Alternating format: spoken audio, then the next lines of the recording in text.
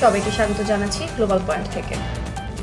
আজ কথা বলবো ইসরায়েলের বিচার ব্যবস্থা নিয়ে চলমান জটিলতা ও অস্থিতিশীলতা নিয়ে, যা এখন শুধু একটি আইনি বিতর্ক নয়, বরং দেশটির গণতান্ত্রিক কাঠামোর অন্যতম গুরুত্বপূর্ণ প্রশ্নে পরিণত হয়েছে। 2023 সাল থেকে শুরু হওয়া এই বিতর্ক এখনও শেষ হয়নি। সরকার ও আদালতের মধ্যে সম্পর্ক এমন জায়গায় পৌঁছেছে যেখানে দেশটির আইন ও বিচার ব্যবস্থার ভারসাম্য কার্যত স্থবির হয়ে পড়েছে। ইসরায়েলের প্রধানমন্ত্রী বেনিয়ামিন নেতানিয়াহু নেতৃত্বাধীন সরকার বিচার বিভাগ সংস্কারের একটি প্রস্তাব দিয়েছিল। সরকারের দাবি ছিল এই পরিবর্তনের মাধ্যমে বিচার ব্যবস্থায় ন্যায্য ভারসাম্য ফিরিয়ে আনা হবে, কিন্তু বিরোধীরা বলছে এটি আদালতের স্বাধীনতাকে কমিয়ে সরকারের মতে অতিরিক্ত ক্ষমতা দেওয়ার প্রচেষ্টা। এর প্রভাবের পর থেকে দেশ জুড়ে ব্যাপক প্রতিবাদ শুরু হয়।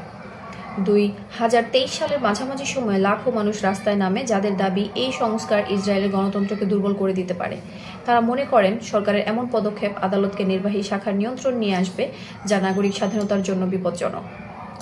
রিউটার্সের রিপোর্ট অনুযায়ী এই মতপার্থক্যের কারণে এখন বহু গুরুত্বপূর্ণ মামলা বিচারাধীন অবস্থায় আটকে রয়েছে।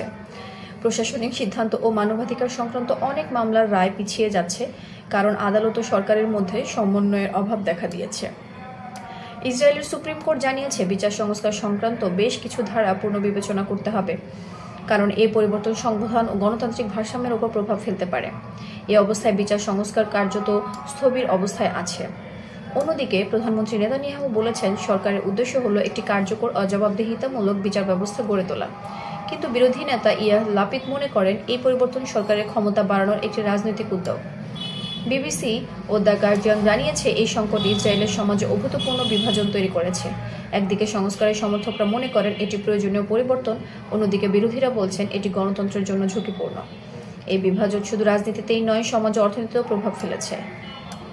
ব্লুমবার্গের প্রতিবেদনে বলা হয়েছে বিচার সংস্কারের অনিশ্চয়তার কারণে বিদেশি বিনিয়োগকারীরা এখন ইসরায়েলি বাজারে নতুন প্রকল্প শুরু করতে অনিচ্ছুক। বিশেষত প্রযুক্তি খাতের বিনিয়োগে কিছুটা ধীরগতি পাচ্ছে, যা দেশের অর্থনৈতিক প্রবৃদ্ধিকে প্রভাবিত করছে।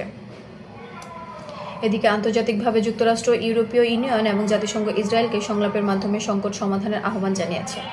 তাদের মতে একটি স্বাধীন বিচার ব্যবস্থা ছাড়া গণতন্ত্র টিকে থাকতে পারে না।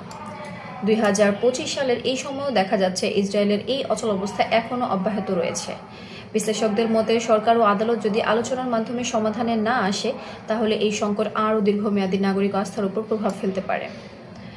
ইসরায়েলের জনগণ এবং স্থিতিশীলতা ও ভারসাম্য চায়, কিন্তু সেই ভারসাম্য ফিরিয়ে আনতে হলে সরকারের দরকার হবে জনগণের আস্থা, আর বিচার বিভাগের দরকার স্বাধীনতা ও নিরপেক্ষতার পরিবেশ।